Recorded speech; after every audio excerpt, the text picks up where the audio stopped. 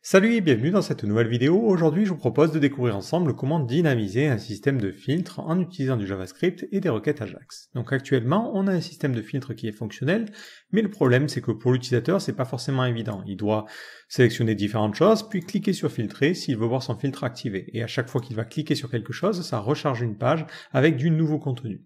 Donc notre objectif, c'est de dynamiser ça et de faire en sorte que dès que l'on coche une case particulière, automatiquement on a un rechargement comme ça fluide. Et de la même manière, quand on va filtrer ou réorganiser ou quand on va vouloir charger plus de contenu, tout se fera en Ajax sans quitter la page. Donc ça permettra d'avoir une expérience utilisateur qui sera beaucoup plus agréable. Donc l'objectif de cette vidéo, c'est de faire ça avec le moins de travail aussi côté serveur, qu'on ne doive pas tout réorganiser pour mettre en place ce système-là. Alors avant de commencer, on va faire un point sur la structure que l'on doit adopter. Donc mon idée, c'est de séparer notre système en 4 parties. On a d'abord une partie qui va être consacrée à la recherche, qui se situera à gauche, une partie qui va être la réorganisation, une partie qui va être le contenu, donc ça va être très important parce que c'est dans cette partie-là que l'on va remplacer par les nouvelles cartes, et enfin tout en bas, une pagination. Donc pour pouvoir identifier ces éléments beaucoup plus simplement, on va les baliser d'une certaine manière en utilisant des classes. Donc au niveau de ma page, je vais vous montrer un petit peu la structure. On va ouvrir, donc moi j'ai généré ça via Symfony, mais on a ici la partie filtre, ensuite on a ici la partie réorganisation, là on a notre grille, et enfin notre pagination. Donc je vais baliser un petit peu tout ça. Donc au niveau de cet élément-là, je vais rajouter une classe que je vais appeler js-filter. Donc ce sera la classe principale qui permettra de savoir que l'on veut mettre en place un filtre JavaScript.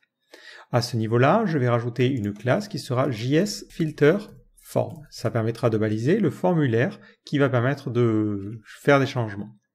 Là, je vais baliser js-filter-sorting. Ça sera pour la partie réorganisation, donc changement de l'ordre. Et ensuite, on aura ici js-filter-content.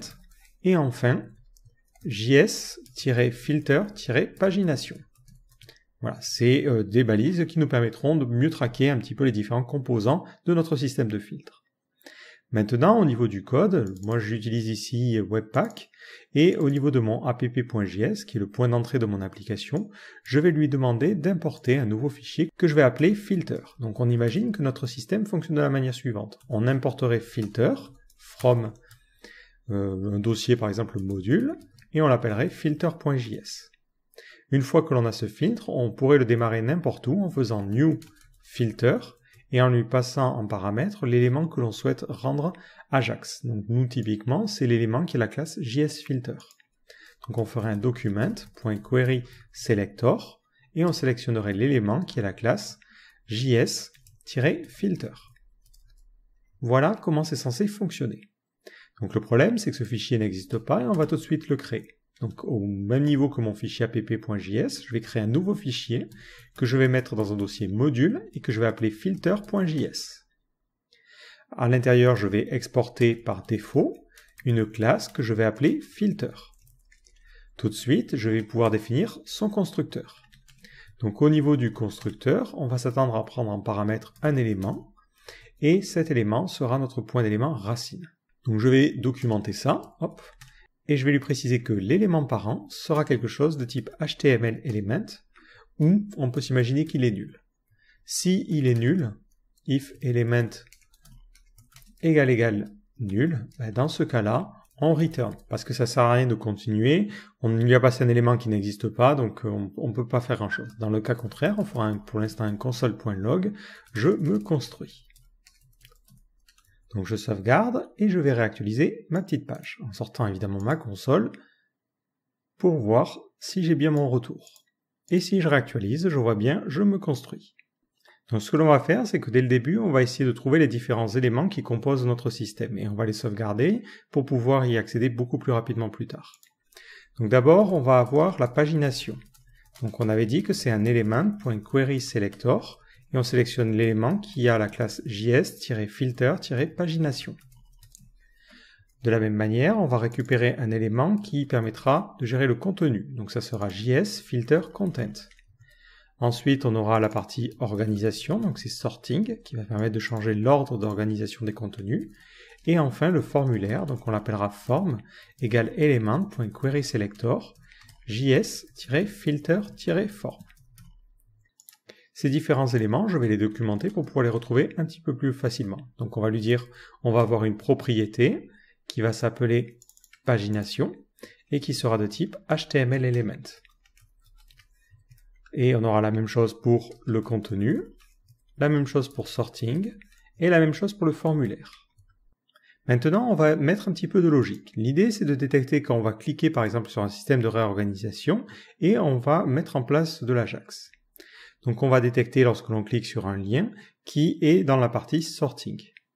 Donc pour séparer les choses, je vais créer une nouvelle méthode que je vais appeler bindEvents. Donc je fais un vis.bindEvents. Cette fonction, je vais tout de suite aller la créer, bindEvents. Elle ne prendra aucun paramètre et elle se chargera de rajouter les comportements, ajoute les comportements aux différents éléments. À l'intérieur, je vais lui dire, dès que tu cliques sur n'importe quel élément qui est un lien à l'intérieur de sorting, donc ça fera vis.sorting.querySelectorAll, et je vais sélectionner tous les liens. Pour chacun de ces liens, je fais une petite boucle, et je fais un a.addEventListener, et je détecte quand on clique, et quand on clique, on va lancer une fonction qui prendra en paramètre l'événement. C'est un petit peu pénible, hein, on est obligé de faire des choses comme ça, mais on n'a pas le choix. Ça serait plus simple avec jQuery pour le coup. Bon. À l'intérieur, je fais un e.preventDefault pour enlever le comportement par défaut, et ça permettra de faire en sorte que quand on clique sur un élément, il ne se passe plus rien. Maintenant, ce qu'il faut que je fasse, c'est que je récupère l'URL et que je l'appelle en Ajax pour charger les nouveaux contenus. Donc pour récupérer l'URL, je peux faire un a.getAttributes et je récupère le href. Et ce lien-là, je vais le charger en Ajax. Donc je me dis, ça pourrait être intéressant de séparer cette fonction qui va charger en Ajax pour pouvoir la réutiliser plus tard. Donc dans mon objet, toujours, je vais créer une nouvelle fonction que je vais appeler loadURL. Elle prendra en paramètre une URL à charger et se chargera de faire le traitement Ajax. Donc à cet endroit-là, je n'ai plus qu'à faire un vis.loadURL et je lui demande de charger l'URL que j'ai au niveau de mon lien. Pour faire cette requête Ajax, on ne va pas s'embêter, on va utiliser la fonction fetch. Donc je vais préciser que cette fonction est donc asynchrone, et ensuite je vais faire mon appel Ajax. Donc je fais une nouvelle constante que je vais appeler réponse, et je vais lui dire d'attendre le résultat du fetch. Je lui passe en premier paramètre l'URL, et en second paramètre un objet d'option. On va rajouter une en-tête particulière pour expliquer à notre framework backend qu'on fait un appel en Ajax. Donc pour cela, on rajoute une en-tête qui s'appelle xRequestedWith et on va lui dire qu'on fait un appel avec XML HTTP request. Donc c'est compris par la plupart des frameworks backend et ça permet de différencier une requête classique d'une requête Ajax. Maintenant, on va vérifier le statut. On va lui dire si on a un statut qui est supérieur ou égal à 200 et que le statut est strictement inférieur à 300, ça veut dire qu'on a une requête qui a répondu convenablement. Dans le cas contraire, on a eu un petit problème, donc là à vous de voir ce que vous voulez faire. Nous on pourrait mettre simplement une alerte, mais pour l'instant on va se contenter de faire un console.error de la réponse. J'ai pas d'élément d'interface pour un message d'erreur, mais je vous laisse un petit peu improviser à ce niveau-là. Donc maintenant qu'on a notre réponse, on va récupérer les données en faisant un await response.json, parce qu'on va récupérer les données sous forme de JSON. Donc on s'imagine que le framework va nous renvoyer les données qui permettront de récupérer les articles. Donc on va avoir dans cet objet, par exemple, une clé que l'on va appeler content, qui renverra les contenus. Et cette clé, et la valeur associée à cette clé, on pourra l'injecter dans notre contenu ici. Donc ce que l'on pourra faire, c'est faire ici un vis.content.innerHTML, et on lui donnera comme contenu le contenu que l'on a dans notre réponse, tout simplement. Donc si je sauvegarde et que j'essaie de réactualiser ma page, je clique ici sur Prix, et on voit qu'on a eu un problème au niveau de la réponse. Je vais dans l'onglet Réseau pour voir ce qui s'est passé, et on voit qu'on a toute une réponse qui contient tout notre contenu. Nous, ce que l'on voudrait, c'est plutôt ici récupérer seulement un JSON avec ce qui nous intéresse. Donc là, il faudrait faire une petite modification côté backend, donc ça va dépendre du backend que vous utilisez. Mais moi j'utilise ici Symfony qui renvoie une vue, donc il génère toute une vue. Donc l'idée c'est de dire si on a un Ajax, on mettra une petite condition ici, if request is XML HTTP request. Donc, est-ce qu'on est dans le cadre d'une requête Ajax? Et dans ce cas-là, je return une new JSON response. Je renvoie du JSON. Et à l'intérieur de ce JSON, j'aurai une clé content qui contiendra le contenu. Et pour ce contenu, je vais faire un this render view et je vais rendre une vue qui s'appellera products, qui sera tout simplement une grille de l'ensemble de nos produits. products.html.twig et je devrais t'envoyer la liste des produits. Products. Alors ce fichier n'existe pas dans mon cas, mais il est très simple à créer. Hop, je vais aller dans Product, je vais aller créer un nouveau fichier. Donc si vous êtes sur Laravel, vous faites la même chose avec Blade, et en fait vous allez rendre un JSON qui contiendra des chaînes de caractères, qui contiendra de l'HTML. Donc c'est product.html.twig, et à l'intérieur, je vais simplement faire une petite boucle, et comme ça j'aurai l'ensemble de mes produits. Je peux même après utiliser ça dans mon système classique pour économiser et éviter la répétition. Donc là je lui dis je veux que tu inclues products/_products comme ceci.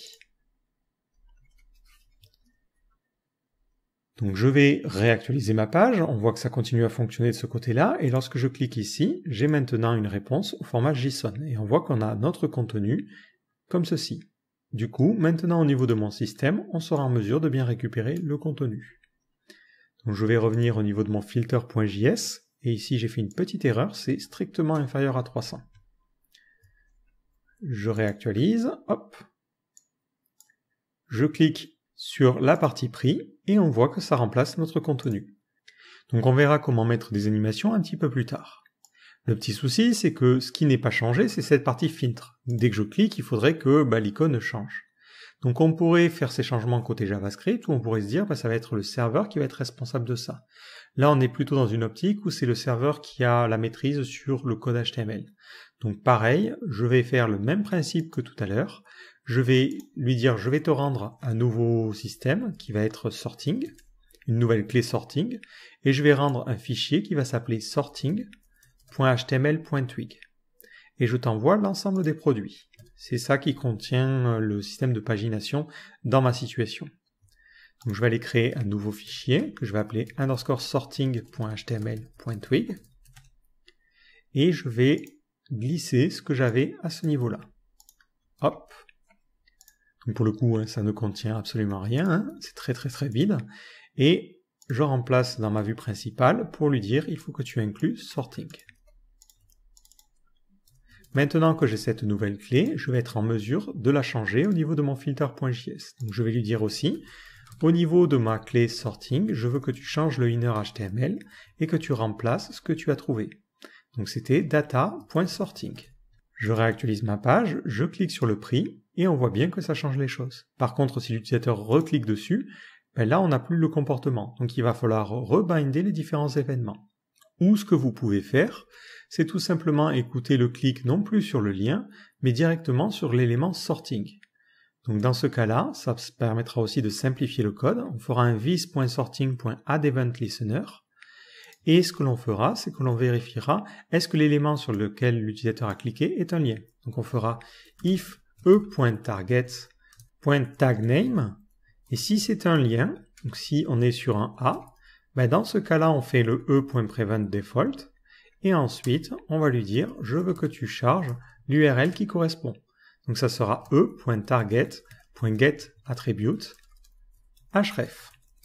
Voilà comment on peut gérer un petit peu mieux les choses. Donc je vais réessayer d'actualiser, je clique ici sur prix, je vois que ça se fait entièrement en Ajax. Si je vais dans la partie réseau et que je me filtre par Ajax, on va peut-être, hop, comment on fait pour enlever cette partie show overview, voilà, hop, je vais dézoomer, et on voit, hop, qu'on a bien ces requêtes qui se font en Ajax. Alors on a un petit effet entre guillemets de clignotement parce qu'ici on a le disable cache qui est activé. Mais si je désactive ça, lorsque vous refiltrez, il n'y a pas le rechargement des images. Donc ça permet d'avoir un chargement qui est quand même beaucoup plus intéressant. Le petit souci que l'on a avec cette stratégie-là, c'est que si je reviens sur l'URL classique, Lorsque l'utilisateur clique sur filtrer, l'URL en haut ne change pas, ce qui fait que s'il partage le lien avec quelqu'un d'autre, la personne n'aura pas les mêmes informations. Donc là, il va falloir refléter ça en utilisant le système d'historique. Donc au niveau de mon load URL, une fois que j'ai fait mon traitement, si le traitement s'est bien déroulé, je vais lui dire, je vais faire un history.replaceState. Je ne mettrai aucune donnée à l'intérieur, et je vais mettre comme titre aucun titre. Mais on peut s'imaginer que le serveur enverrait un autre titre, et c'est là que c'est important, je change l'URL. Alors on pourrait utiliser le push state, mais je vais expliquer pourquoi je préfère personnellement le replace state. Et maintenant, si je clique sur prix, on voit bien que ça change au niveau de l'URL.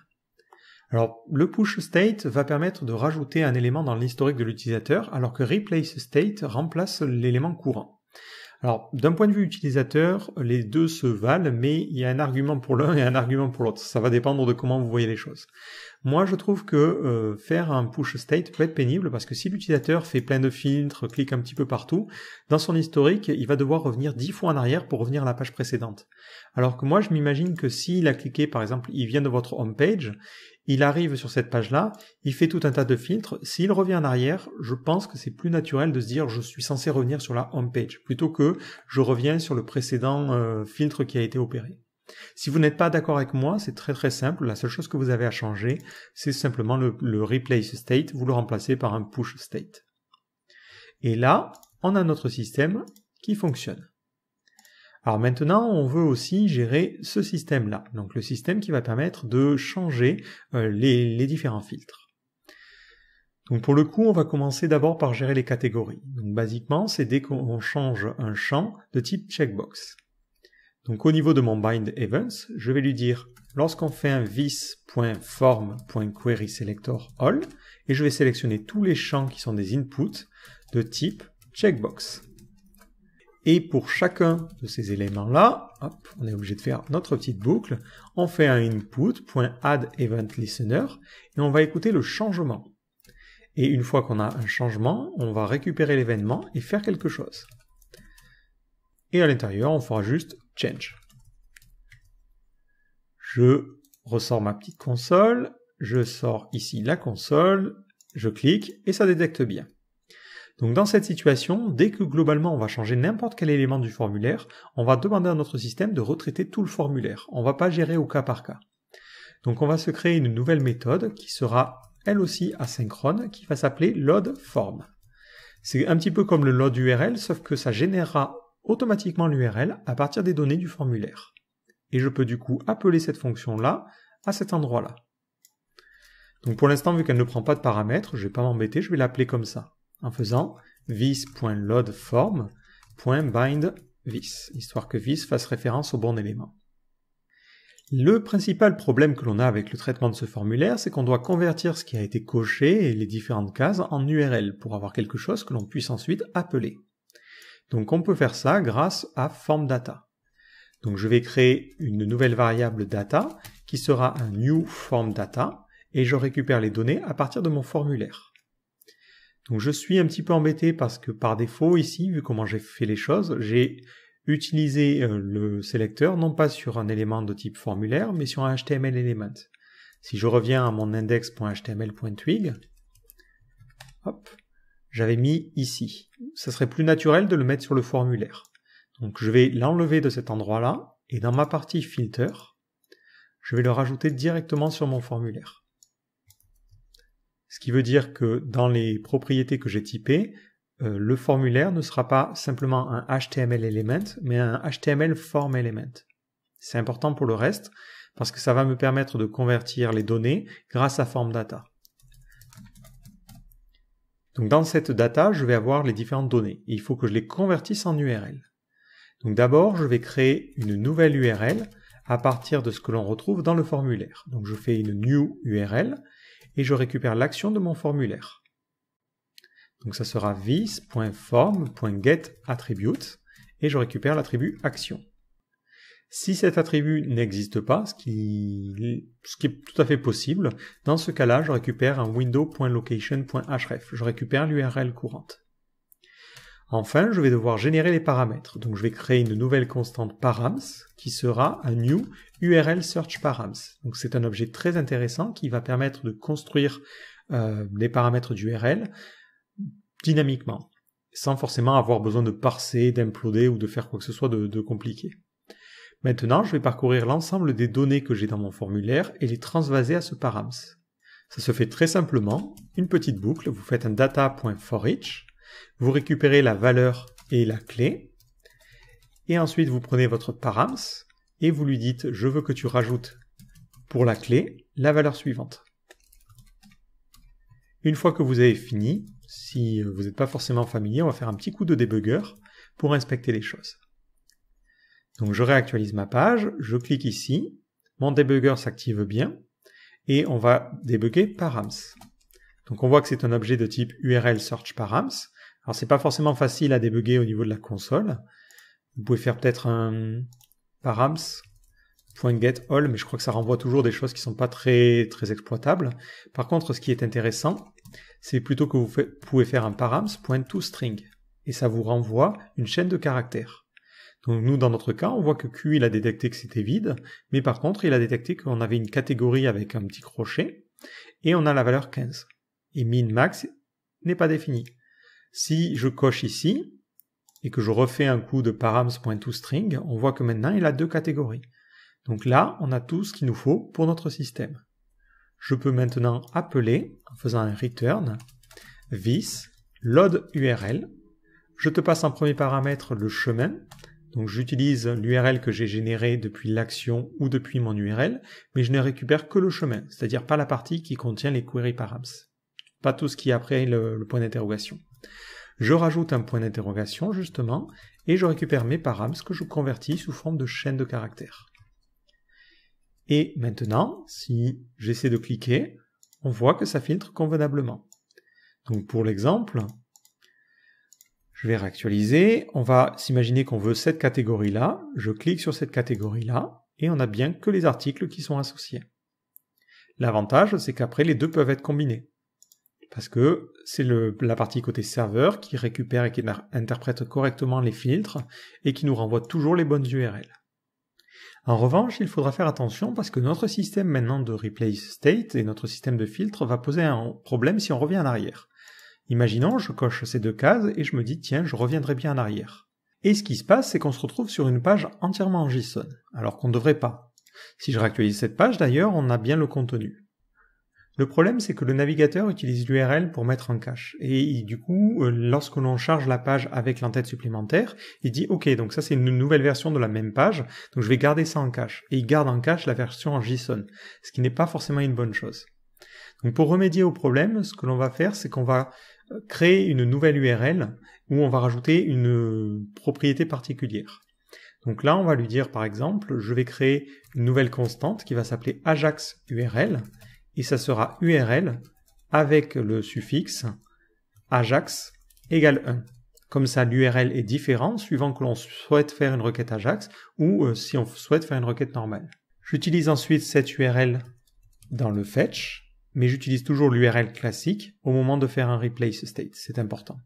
Une fois que c'est fait, je vais aussi modifier mon contrôleur, donc la partie côté serveur, pour lui dire « fais les choses que si tu reçois Ajax en paramètre ». Ça sera beaucoup mieux et ça permettra d'éviter les problèmes de mise en cache, tout en gardant la possibilité d'avoir en cache à la fois la réponse en JSON et à la fois la réponse HTML. Donc maintenant, si j'essaie de charger, de refaire des filtres, quand je reviens en arrière, je n'aurai plus le problème. Si évidemment, mon cache est convenablement initialisé. Donc maintenant, on veut gérer ce système de prix. Donc au niveau du prix, on pourrait se dire, plutôt que de détecter le changement seulement au niveau des inputs de type checkbox, tu vas détecter les changements au niveau de n'importe quel input. Alors ça pourrait être une approche intéressante, mais vu que j'utilise ici du JavaScript pour changer la valeur du champ, l'événement n'est jamais appelé. Donc là, je vais modifier le code de mon slider. Donc basiquement, j'utilise NoUISlider, si vous ne connaissez pas, et quand on slide, je change directement la valeur dans mon champ. Si vous faites un changement de valeur comme ça, ça ne déclenche pas forcément un change, ce qui est tout à fait normal. Donc dans mon cas, je vais lui dire, quand on fait un range.onEnd, quand tu as fini de bouger le curseur, bon, tu récupéreras les valeurs et le handle, mais peu importe. Et ce que tu vas faire, c'est surtout que tu vas émettre sur un des champs, soit min, soit max, un événement de changement. Donc on le fera ici sur le champ min. Donc on fera un min.dispatch event et on va émettre un nouvel événement qui sera un événement de type change. Et maintenant, dès que je change une valeur, le curseur de droite ou le curseur de gauche, automatiquement ça refait notre requête Ajax. Impeccable. Donc là, on est bon, on a la partie promotion.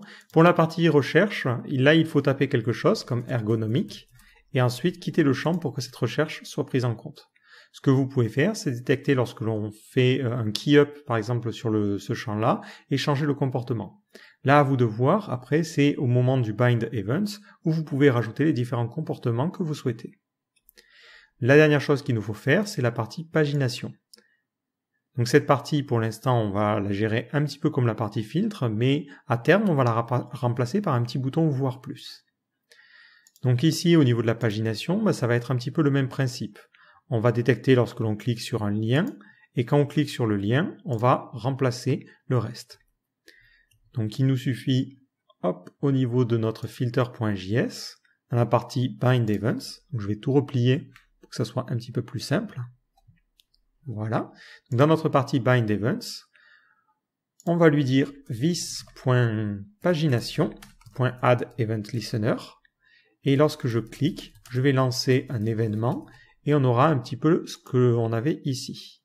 Donc ce que l'on peut faire, c'est tout simplement prendre cette fonction et on va l'appeler aClickListener. Je suis pas très inspiré, donc ça sera une fonction qui prendra en paramètre l'événement et qui fera notre système. Et après, une fois qu'on a cette fonction-là, on peut l'utiliser ici et ici. Et on a maintenant notre pagination qui devrait fonctionner. Alors si évidemment, on n'a pas un filtre qui est un petit peu trop serré. Hop, hop. On va tout décocher. Et on va peut-être retirer la partie min et max. Parce que, hop, elle ne se met pas bien à jour. On verra ça juste après. Et on enlève aussi la recherche. Limite, on enlève tout. Donc je descends, je clique sur 2. Et on voit bien qu'on a eu notre chargement en Ajax. Si je vais dans la partie réseau, je coche Ajax, je vais à la page 4. Et ça change bien. Par contre, le changement n'est pas reflété à ce niveau-là. Donc ce qu'il faudrait faire, c'est un petit peu comme on l'a fait pour le filtre, c'est remplacer le contenu de la pagination par la nouvelle. Donc au niveau de notre product controller, on va aussi renvoyer la pagination. Voilà, hop. C'est vraiment le contrôleur qui pilote tout, et je lui envoie les produits. Dans tous les cas, à terme, on va le retirer cette partie-là, parce qu'on aura juste un bouton voir plus qui permettra de charger la suite. Mais si vous voulez vraiment avoir la pagination, vous pourriez faire comme ça. Donc je crée un nouveau fichier que j'appelle pagination.html.twig, et je vais extraire notre partie pagination. Donc là, c'est simplement ça. Pour le coup, c'est relativement simple. On pourrait presque générer ça dans le contrôleur. Donc là, hop, je vais redescendre, je sors ma petite console, toujours. Je clique sur 5, ça se charge en Ajax, et à l'intérieur, j'ai bien pagination, avec notre nav et les différents UL.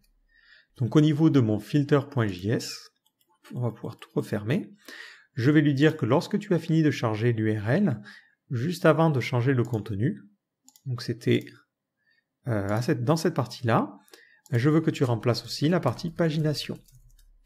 Donc .innerHTML égale data.pagination. Et là, hop, on aura maintenant un système qui met à jour la pagination. Donc tout est fonctionnel, mais pour l'utilisateur, ça donne pas forcément un très bon retour. Quand vous cliquez comme ça fait un petit peu brut. Donc nous, on a envie de rajouter un petit effet d'animation.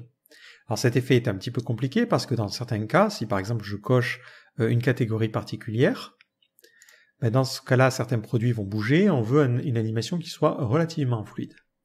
Alors la meilleure solution pour ce genre d'animation, c'est d'utiliser le principe flip. Donc l'idée, c'est d'analyser la position de tous nos éléments et la comparer à la position des nouveaux éléments. Donc j'ai déjà fait un petit tutoriel sur le sujet, donc c'est la technique flip. Vous pouvez utiliser cette librairie. Nous, ce que l'on va faire, c'est qu'on va se reposer sur une autre librairie qui est un petit peu plus complète et qui est maintenue par plus de personnes, donc sûrement avec moins de bugs, qui est la librairie React Flip Toolkit. Alors ne paniquez pas, même s'il y a React dans le nom, il est tout à fait possible d'utiliser une partie de cette librairie sans React. C'est ce que vous avez dans la partie Package, et vous avez Flip Toolkit, qui est une librairie qui peut être utilisée complètement dehors. Donc pour l'installer, il suffit de faire un coup de yarn, et on va rajouter flip-toolkit. Donc à l'heure à laquelle je parle, ça installe la version 7.0.7. Une fois que c'est fait, on va, pour éviter de mélanger le code, créer une nouvelle fonction qu'on va appeler flipContent. Donc ça sera une fonction qui sera synchrone et qui prendra en paramètre le nouveau contenu. Donc l'idée, c'est de remplacer notre partie actuellement où on fait un inner HTML, donc c'était cette partie-là, par l'appel à cette méthode. Donc ici, on remplacera par un this.flipContent et on lui envoie en paramètre le nouveau contenu, qui sera data.content. Donc pour l'instant, ça ne change rien vu qu'on y va un petit peu comme des brutes. Alors je vais rajouter un petit peu de commentaires. Donc on va dire que le paramètre contenu, ça sera une chaîne de caractères. Et là, on va mettre remplace les éléments de la grille avec un effet d'animation flip. Pour fonctionner, je vais commencer par importer. Donc je vais importer Flipper depuis Flip Toolkit. La première chose que l'on doit faire, c'est initialiser Flipper en lui passant le container. Donc nous, c'est très simple, on fera une constante Flipper qui sera un new Flipper et on lui passe en paramètre un objet qui contiendra l'élément et notre container, c'est notre grille. Donc c'est this.content. Impeccable. Ensuite, on doit rajouter l'ensemble des éléments que l'on souhaite traquer. Donc on va parcourir tous les enfants directs de this.content. Donc on fera un this.content.children.forEach et pour chacun des enfants qu'on va appeler C comme child, on va utiliser cette méthode-là. Donc on fait un flipper, c'est ce que l'on vient d'initialiser, .addFlipped, on lui passe l'élément, donc à la limite je vais l'écrire comme ça permettra d'économiser. Et je dois aussi lui passer un flip ID. C'est un ID qui permettra d'identifier l'élément et de voir si c'est le même élément que l'on a dans la page suivante. Alors on n'a pas forcément d'ID, donc au niveau de mes cartes, je vais rajouter un ID spécifique à chaque produit. Donc on aura product l'ID du produit. Maintenant, je peux utiliser cet ID-là. Donc je vais lui dire que le flip ID, ça sera l'attribut ID de mon élément. Tout simplement. Une fois que j'ai mémorisé l'ensemble de mes éléments, je vais pouvoir lui dire d'enregistrer. Donc je fais un flipper.record before update. Donc ça veut dire qu'il va mémoriser la position de tous les éléments que j'ai renseignés. Maintenant, je remplace tout mon contenu HTML. Je vais reboucler pour recréer des flippers pour qu'il trouve la position des nouveaux éléments. Et à la fin, je lui demande de faire un flipper.update. Et automatiquement, il rajoutera un effet de transition si des éléments sont communs. On va faire un petit essai. Je sors ma console pour voir s'il y a des petites erreurs. Hop, je réactualise. À première vue, il n'y a pas de souci. Et on va cliquer sur cette catégorie. Je clique sur ma catégorie et on voit bien qu'on a un effet de transition. C'est tout ce que l'on a à faire. Seul petit souci, c'est que les éléments qui disparaissent, pouf, ils disparaissent d'un coup. On aimerait bien peut-être avoir un petit effet de transition. Alors vous avez sur les éléments la possibilité d'avoir une méthode onExit qui permet de déterminer si l'élément a disparu et onAppear si l'élément est apparu. Donc pour les éléments qui sont déjà présents dans le DOM, on va rajouter un attribut qui est déjà shouldFlip et on va mettre ça à false parce qu'on sait que ces éléments-là, ils ne vont pas bouger. Ce sont les éléments qui étaient présents avant le changement, donc eux, ils disparaissent. Par contre, on va rajouter un effet lors de la sortie. Et on va lui dire onExit, je veux que tu lances une fonction. Cette fonction prend 3 paramètres, l'élément, l'index, et ensuite une fonction appelée pour dire c'est bon, tu peux le supprimer, à la fin de l'animation notamment. Donc pour le coup, je vais faire un window.setTimeout, et je vais lui dire d'attendre 2 secondes, et au bout de 2 secondes, tu lanceras remove. C'est pour vous montrer le principe. Donc je réactualise ma page, je clique ici sur cette catégorie qui commence par D, et on voit qu'il mettra 2 secondes avant de faire disparaître les éléments. L'avantage, c'est qu'on peut mettre en place un effet d'animation. Alors cette animation, on peut le faire en CSS, ou on peut utiliser une autre librairie qui est inclue, qui est Spring. Donc Spring, c'est un système d'animation qui consiste à se baser sur un système de ressorts. Alors je ne sais pas si il y a une petite démo, je crois, dans la partie racine. Spring Customization, et on vous montre les Spring Options. Voilà, c'est cette petite démo. En fait, vous pouvez gérer la dureté et l'effet de force du ressort pour pouvoir avoir une animation plus ou moins fluide. Et vous avez par défaut ces différents paramètres. Donc si vous mettez wobbly, hop, ça fait un truc comme ça. Si vous mettez stiff, ça fera une animation qui aura quasiment aucun rebond. Donc c'est un petit peu plus compliqué à gérer, mais ça permet d'avoir des animations qui sont un petit peu plus faciles à contrôler d'un autre côté. L'avantage, c'est qu'on va pouvoir les utiliser dans les fonctions onExit. Et c'est un petit peu plus facile à gérer au final. Si vous regardez, vous faites un Spring, vous lui passez la config que vous voulez utiliser, donc soit un pré-réglage qui est défini ici, soit directement une valeur de stiffness et de damping. Vous précisez les valeurs de départ et d'arrivée pour les différentes propriétés, et ensuite vous faites les choses. Donc nous, on va récupérer ce Spring-là, ce ressort, et on va créer une constante qu'on va appeler exit Spring. Et ça sera du coup une fonction qui prendra en paramètre l'élément et qui fera ce Spring-là. Pour que cette fonction soit correcte, il faut l'importer. Si je reviens, notre élément, lui, il va commencer avec un translate à 0 et on le fera aller vers le haut pour qu'il disparaisse. Donc on mettra -20. L'opacité, elle commencera à 1 et ensuite elle ira à 0. Ce Spring, il va se déclencher non-stop et à chaque fois qu'il y a un déclenchement, sur l'élément, il va changer l'opacité et il va changer la valeur du transform. Donc moi, c'est sur élément. Je peux, si je le souhaite, rajouter un délai. Donc nous, on va s'imaginer que pour quitter, il n'y a pas de délai, tous les éléments quittent au même moment. Je pense que c'est pas très pertinent de rajouter du délai à ce niveau-là. Et ensuite, la fonction à exécuter lorsque on a fini. Donc je passerai en second paramètre la fonction à exécuter. Donc là, on va l'appeler complete, ouais, tout simplement, et on va l'appeler à ce niveau-là.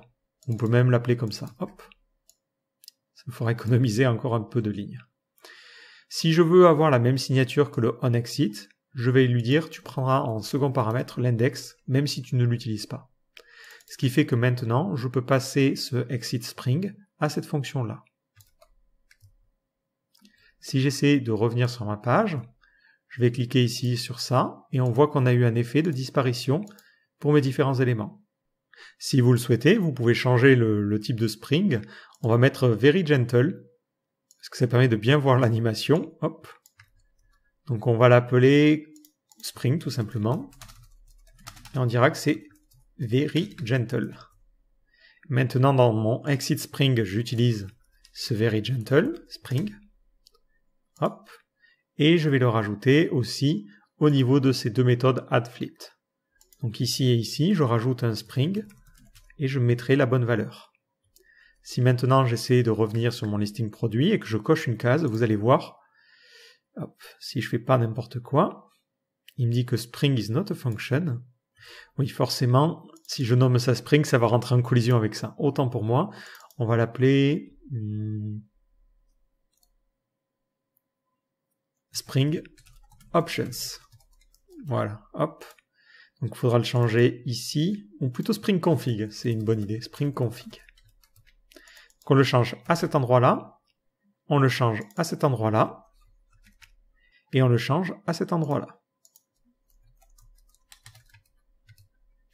Je reviens, je clique ici sur une catégorie, et vous voyez qu'on a un effet hop, de rebond. Et si vous voulez avoir un truc encore plus débile, vous avez Wobbly, où là, carrément, ça rebondit beaucoup. Hop. Ça peut être rigolo suivant l'interface que vous avez, mais bon, sinon c'est pas tip top. Pour la partie disparition, en tout cas, je pense que l'approche la plus simple, c'est l'approche stiff, parce que stiff ou gentle, parce que pour la disparition, c'est pas pertinent d'avoir un effet d'opacité qui revient un petit peu en arrière. Donc là, on va laisser pour cette partie-là stiff. Et on mettra pour celle-là gentle. Donc comme on l'a fait pour le exit, il va falloir faire la même chose pour le appear, pour les nouveaux éléments qui vont arriver. Donc dans ce cas-là, on n'aura pas besoin de onComplete. On va l'appeler appear Spring. Et ça sera une fonction qui prendra en paramètre l'élément et l'index. On ira d'un translate à 20 vers un translate à 0. Et on ira d'une opacité de 0 à une opacité de 1. C'est pour que les éléments apparaissent. On n'aura pas de onComplete. Par contre, ça peut être pertinent de rajouter un délai. Alors n'ayez pas la main lourde sur le délai, parce que si vous mettez par exemple 20 millisecondes et que vous avez 10 éléments, c'est-à-dire que le dernier élément mettra 200 millisecondes à arriver. Moi, je vais mettre l'index multiplié par 20 ou 15. Ça dépend, suivant le nombre d'éléments qui est visible, j'affine en fonction. La partie onAppear, elle pourra être gérée sur les éléments qui viennent d'être ajoutés, parce que peut-être que ces éléments-là n'avaient pas d'équivalent avant, et dans ce cas-là, on veut l'effet d'apparition. Donc ça sera le appear Spring. Une autre solution par rapport à cette approche-là, c'est tout simplement de dire, bon ben quand l'élément apparaît, je lui rajoute une classe particulière, et après je gère les animations avec des classes CSS. Moi j'aime bien cette approche JS parce que ça évite d'avoir à modifier quoi que ce soit en CSS. Donc là on le voit, les éléments quand ils apparaissent avec cet effet d'animation. Le seul petit bémol qu'il y a, à mon sens, c'est qu'il attend d'abord la fin des animations de exit avant de lancer les animations de enter. J'aurais bien aimé qu'il puisse lancer les deux en même temps. À l'heure actuelle, ce n'est pas possible, mais j'ai fait une PR pour qu'on ait cette fonctionnalité-là, pour éviter d'avoir encore plus de délai. Mais là, on le voit, hop, on a notre système de filtre qui fonctionne convenablement.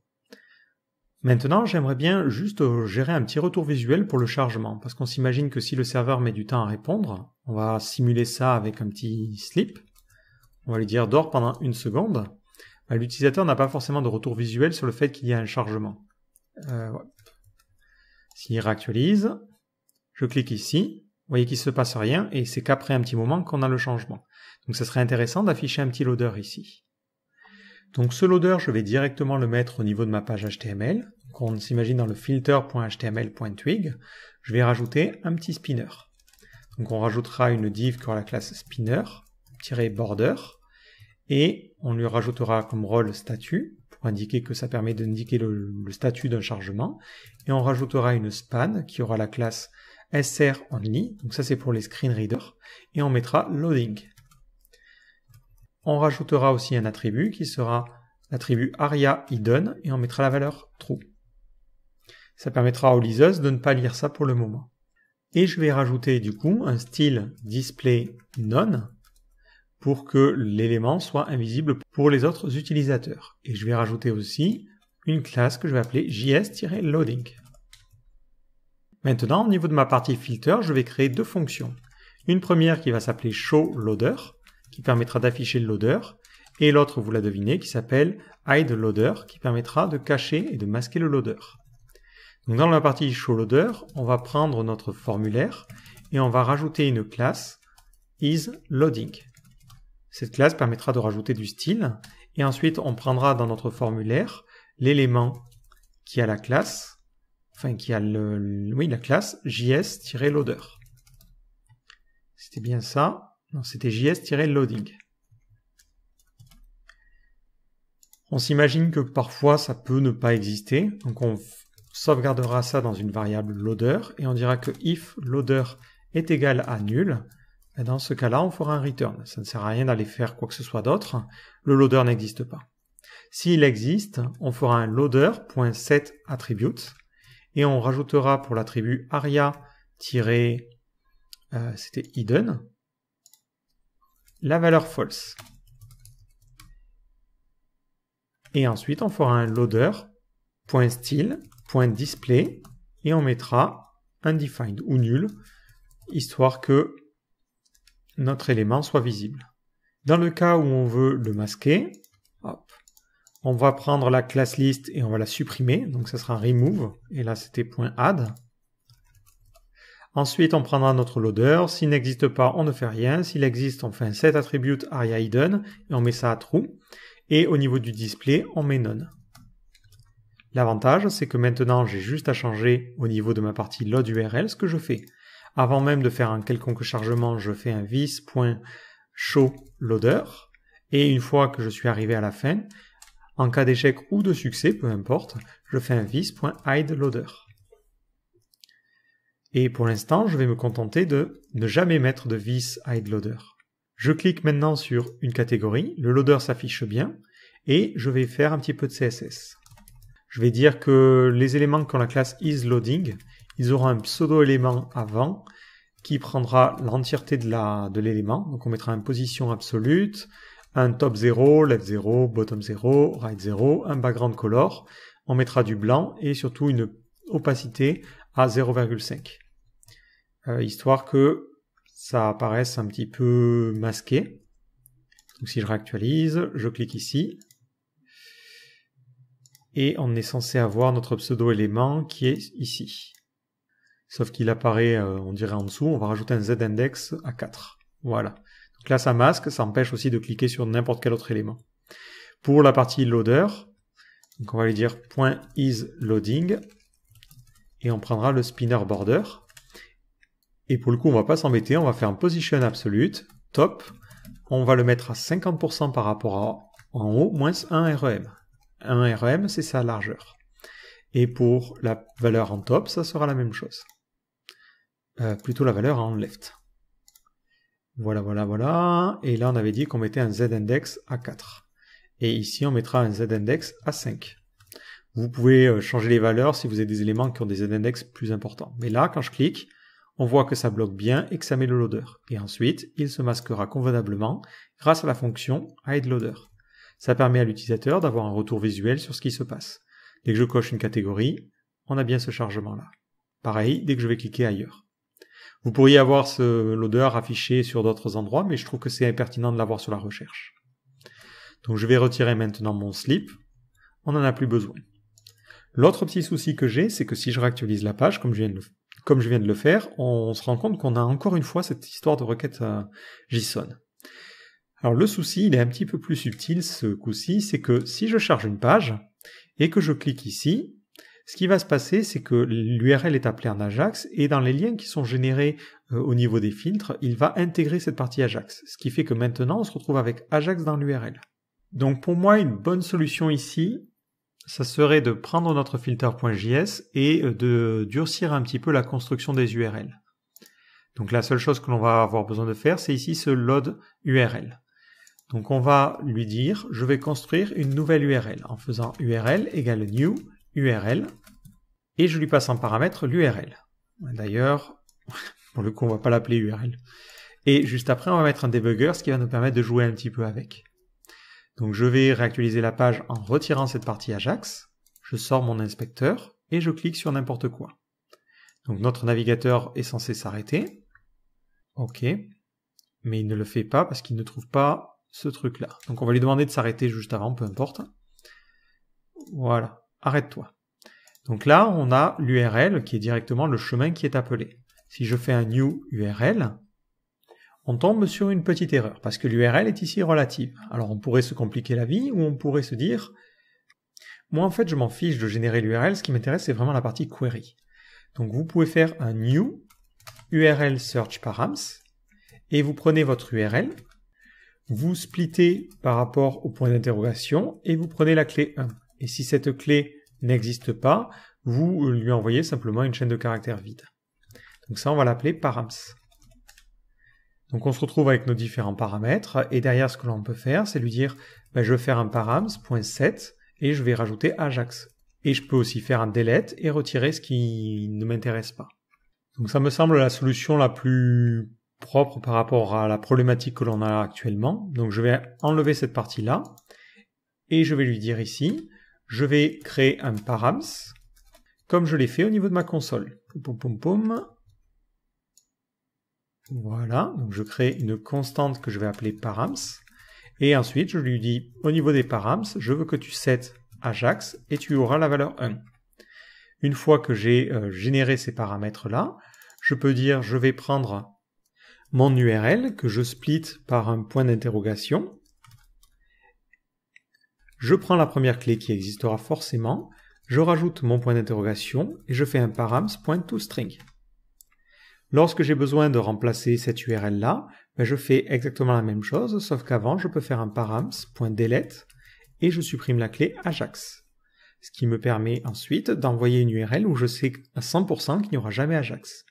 Donc ça sera url.split, je prends le point d'interrogation, je prends la première valeur, je rajoute un point d'interrogation et je fais un params.toString. Voilà. Donc on va refaire un petit essai. Hop, je quitte ce débugger. Donc je clique ici à cet endroit-là, je clique sur prix, et au niveau de mon système, je détecte bien qu'on n'a pas la partie Ajax. Si l'utilisateur réactualise la page, il n'y a plus de problème.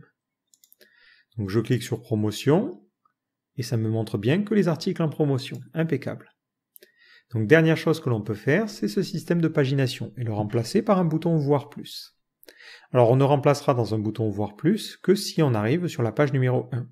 Si un utilisateur charge la page numéro 3, par exemple comme ceci, ben, il faut pas de bouton voir plus, parce que sinon il ne pourrait pas revenir en arrière. Donc on va laisser dans ce cadre-là la pagination. Ce bouton voir plus va nécessiter aussi que je sois capable de retenir la page actuelle. Donc je vais au niveau de mon constructeur ici sauvegarder la page. Donc je vais rajouter que l'on aura une propriété qui sera de type integer, ou number plutôt, et cette propriété sera page. Ensuite, lors de mon constructeur, je vais pouvoir récupérer la page. Donc au niveau de mon URL, je vais exporter la seconde partie, la partie qui contient les queries. Je vais utiliser le URL search params pour les parser et je vais récupérer le numéro de la page. Alors pour vous donner un petit exemple de comment ça va fonctionner, on fera un new URL search params. On récupérera en faisant un window.location.search. Donc ça nous donne la dernière partie. Et ensuite, on peut sauvegarder dans une variable qu'on va appeler params. Si je veux la pagination, je fais params.get page. Et ça me donne ici 3. Si ce n'était pas défini, ben ça me donnerait, je crois, soit nul, soit undefined. Donc on recharge la même chose. On est bien ici sur la page 1. Je crée un nouveau params et je lui demande page. Et ça me donne nul. Donc à ce niveau-là, je peux faire un this.page égale parse int, parce que je veux forcément un entier, on a vu que ça donnait une chaîne de caractères, et je fais un new URL search params de window.location.search. Une fois que j'ai ces paramètres, je lui demande de récupérer page. Mais si page n'existe pas, donc si ça me renvoie nul, je vais mettre comme valeur initiale 1. Donc là, on a maintenant la page. Dans la partie bind events, on va mettre une petite condition pour la partie pagination et lui dire, si on est effectivement sur la page 1, je veux que tu remplaces la pagination par un petit bouton voir plus. Donc on va mettre if this.page est égal à 1. Dans ce cas-là, on fera quelque chose. Dans le cas contraire, je vais faire un this.pagination add event listener et rajouter mon clic. Si on est dans le cadre d'une pagination vide, on fera un this.pagination.innerHTML. Donc là, on fera un petit bouton, voir plus, et on mettra simplement ça. Et on rajoutera peut-être une classe btn et btn-primary. Lorsque l'on va cliquer sur cette petite pagination, donc on fera un this.pagination.querySelector, on sélectionnera notre bouton et on va lui dire que lorsque l'on clique, on va charger la page suivante. Donc on va créer une nouvelle méthode qui va s'appeler loadMore. Et on bind this. Je vais créer cette méthode au-dessus de mon loadForm, donc elle sera aussi asynchrone. Et pour l'instant, je ne mets rien si ce n'est un console.log more. J'essaie de réactualiser ma page, on voit qu'il a bien détecté que j'étais sur la page numéro 1 et on a ce bouton. Je clique dessus et on m'affiche more. Donc dans ce cas-là, qu'est-ce que l'on doit faire? On doit tout simplement prendre notre URL actuelle, remplacer le numéro de la page par le nouveau numéro, c'est-à-dire incrémenter, et ensuite charger les contenus. Donc je commence par modifier mon bouton, donc en faisant un this.pagination.querySelector, et on va l'appeler button. Et je me dis, est-ce que ça serait pas pertinent peut-être de sauvegarder ça dans une variable? Bon, on va rester comme ça pour l'instant. Et on va créer une constante que l'on va appeler button. Donc au niveau de ce bouton, je fais un button.setAttribute et je vais rajouter disabled à disabled. Je ferai ensuite tous mes traitements, et une fois que j'ai fini, je ferai un button.removeAttribute, et je supprimerai disabled. Donc on va désactiver le bouton pendant le chargement. Ensuite, je vais incrémenter page en faisant this.page++. Je vais avoir besoin de générer l'URL que je vais pouvoir ensuite envoyer à loadURL. Donc je vais faire une nouvelle variable URL qui sera une new URL de window.location.href. Je vais récupérer et extraire les paramètres de cette URL en faisant params égale new URL search params de url.search. Ensuite, au niveau de ces paramètres, je vais définir la page et dire que c'est maintenant la nouvelle valeur de page. Une fois que j'ai fait tout ça, je peux faire un console.log pour générer notre page, notre URL plutôt. Ça sera url.pathname, je rajoute un point d'interrogation et je fais un params.toString. Donc on va essayer ça tout de suite, je clique sur voir plus et ça me donne bien cette URL là. Et on voit bien qu'il a mis page 2. Donc là, je peux lui dire, maintenant, tu vas faire un await this.load URL, et voilà l'URL que tu dois utiliser. Ce qui était ce que j'avais mis ici. Donc ça sera await this.load URL. En revanche, d'un point de vue utilisateur, ça serait plus pertinent de rajouter le contenu après, plutôt que d'avoir un changement du contenu. Donc dans ce cas-là, on va se dire que load URL prendra un second paramètre qui sera append, et qui par défaut aura la valeur false. Dans notre cas ici, dans le cas du load more, on mettra true, parce qu'on veut effectivement charger plus de contenu. On aura du coup besoin de changer un tout petit peu de logique, mais vous allez voir c'est très très simple. Donc dans notre partie load URL, une fois que on a chargé les contenus, on faisait un flip content. Donc la structure du flip content va changer, et on va prendre aussi la valeur de append. Donc flip content va avoir un second paramètre qui sera append, qui aura par défaut la valeur false. Bon, c'est pas utile de préciser une valeur par défaut parce qu'il n'est appelé qu'une seule fois et on a le contrôle ici. Et à l'intérieur de cette fonction, le seul changement que j'ai à faire, c'est ici. Lui dire si on veut ajouter, dans ce cas-là, on prendra le inner HTML, mais on ne le remplacera pas, on l'incrémentera. Donc c'est si on veut à peine, on fera un plus égal au lieu d'un égal. C'est la seule chose que l'on a besoin de changer. Tout le reste continuera à fonctionner convenablement. Donc je me rends sur la page numéro 1, je clique ici sur voir plus, et on a bien le reste du contenu qui s'affiche convenablement. Donc après par contre, on a la pagination qui prend le relais, ce qui n'est pas forcément tip-top. Du coup, on pourrait se créer une variable de configuration qui permettrait de savoir si on est dans une navigation voir plus ou une navigation pagination. Donc là, ça serait au tout début dans la partie constructeur. On va se créer une nouvelle propriété, app_property, et on va l'appeler pagination navigation ou more nav. Et par défaut, ça serait un booléen. Voilà, et on mettrait ici this.moreNav et ça vaudrait true si la page est égale à 1.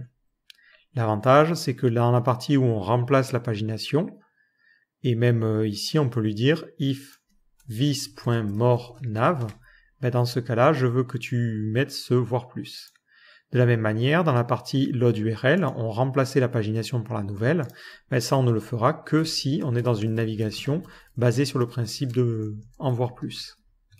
Donc ça sera if this.moreNav est pas vrai, donc différent de ça. Donc si je réactualise, en revenant sur la page 1, je clique sur voir plus, je descends, voir plus, et ainsi de suite, ainsi de suite. La seule chose qu'il faudra faire, c'est peut-être connaître le nombre de pages totales pour lui dire de s'arrêter à un moment donné. Je ne sais plus exactement sur quelle catégorie on a peu de contenu. On va essayer de mettre celle-ci. Hop. Il faudra que je change l'effet d'animation, il est un petit peu violent. Mais ce que l'on peut faire, c'est demander à notre serveur de nous renvoyer le nombre de pages. Donc le nombre de pages, ça serait... Alors, dans mon cas, il n'y a pas des super manières de faire les choses. On fait un arrondi à la virgule supérieure de products. On récupère le nombre d'items total. Donc c'est get total. Ah, c'est bizarre qu'il le complète pas. Ah oui, parce qu'il manque une virgule. Du coup, la ligne suivante, il a décidé il faisait la greffe. Donc on récupère le nombre d'items total et on va le diviser par le nombre d'items que l'on a par page. Donc c'est get item number per page. Comme ça fait que le serveur va nous renvoyer une valeur que l'on va pouvoir exploiter. Donc si je descends, je clique sur voir plus, je vais dans l'onglet réseau, et là il me dit qu'il y a 3 pages. Donc je re-scroll, je clique ici, et là il devrait rien faire, il devrait plus m'afficher ça. Donc dans le cas où je suis dans une navigation mort, au moment où je récupère du contenu, donc c'est dans le cas du loader URL, on va mettre un else, if, si this.page est égal au nombre de pages maximales, donc ces pages, ben dans ce cas-là, on prend la pagination et on rajoute un style display égale none, parce que ce n'est plus pertinent d'afficher ça, vu qu'on ne peut plus aller en avant. Dans le cas contraire, on fait un display block. On réaffiche notre pagination ou on enlève notre display. Donc j'essaie de refaire un essai, on reva à la page numéro 1, je charge une fois, je clique sur voir plus, je clique sur voir plus, et quand je descends, on n'a plus le voir plus. Dernière petite chose que l'on doit faire, c'est que lorsque l'on soumet notre formulaire, dans ce cas-là, on reset la pagination. Donc on va remettre le numéro de page à 1. Et on fera la même chose aussi quand on réorganise. Donc quand on réorganisait, c'était dans la partie sorting. Pour le coup, ça m'arrange pas que ça soit fait comme ça, parce qu'il faut rajouter les deux. Ouais, donc on récupérera l'événement, et on fera un a-click listener, on lui passera en paramètre l'événement, et on fera aussi un this.page égale 1, pour réinitialiser la page dans le cas où on réorganise. Parce que si on réorganise par prix et qu'on est sur la 3e page, malheureusement on n'a pas vraiment de choix. Donc je clique sur voir plus, je clique sur voir plus, je clique ici, ça me fait remonter, et ici si je clique sur voir plus, il me met bien en page 2. Je clique sur la partie réorganisation de prix, et on est revenu toujours sur la page 1. Si je clique sur voir plus, on est amené en page 2. Et il garde toujours le reste des différentes choses. Et là, on s'approche du but. La dernière chose qu'il nous faut faire, c'est mettre à jour cette partie de tarification. On l'avait fait côté serveur, mais maintenant qu'on charge les choses en Ajax, il faut bien mettre ça à jour. Donc lorsque je charge ma page pour la première fois, on a un prix minimum à 50 € et un prix maximum à 388 020. Enfin, 38 820. Du coup, quand on va cliquer sur une catégorie, ces valeurs-là ne sont plus forcément les mêmes. Donc ça veut dire que mon serveur devra me renvoyer, lorsqu'une recherche est faite, la valeur min et max. De toute façon, il calcule déjà ces valeurs-là. Donc ici, on va lui dire renvoie min, ça sera $min, et renvoie-moi max, ça sera $max. Dans mon filter.twig, je lui avais donné comme classe price slider. Donc au niveau de mon load URL ici, donc on va peut-être cacher, ça sera ici. On va lui dire de mettre à jour les prix. Donc on fera un this.update prices et on lui passera en paramètre les données. C'est pour le coup une logique qui est spécifique à notre système de filtre. Si vous n'avez pas de filtre de prix, c'est encore plus simple. Donc moi je vais aller créer cette méthode-là, on va la créer juste après. Update prices et elle prendra en paramètre un objet qui contiendra une clé min et max.